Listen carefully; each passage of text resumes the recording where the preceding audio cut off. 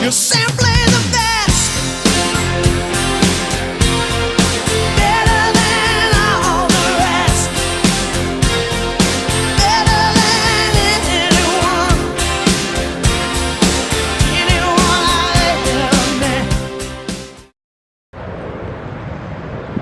Hi, I'm Tom Spenny. I'm the Vice President of the Norwood Park Historical Society. We own the house you see back of me here. It's the Noble Seymour Crippen House, which we've owned since 1987. A few years after we bought the house, we decided that we were going to give it a nice paint job. It came all white, no detail, just a plain old whitewashed house. And it's the very oldest house in Chicago. Anyway, we got in touch with the Fortune Brothers painting company at that time, and we hired them to paint our house.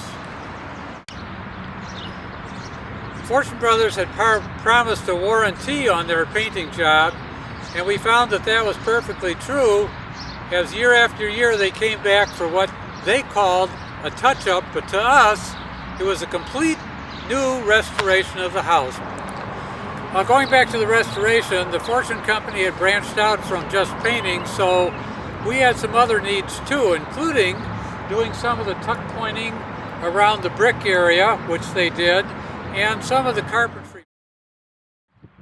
We are standing in front of the Noble Seymour Crippen House, the home that's now owned by the Norwood Park Historical Society since 1987.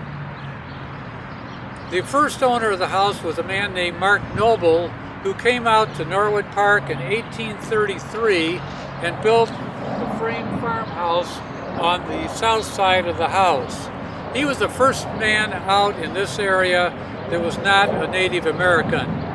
In 1868, along came Thomas Seymour, who built the tall side of the house on the north side.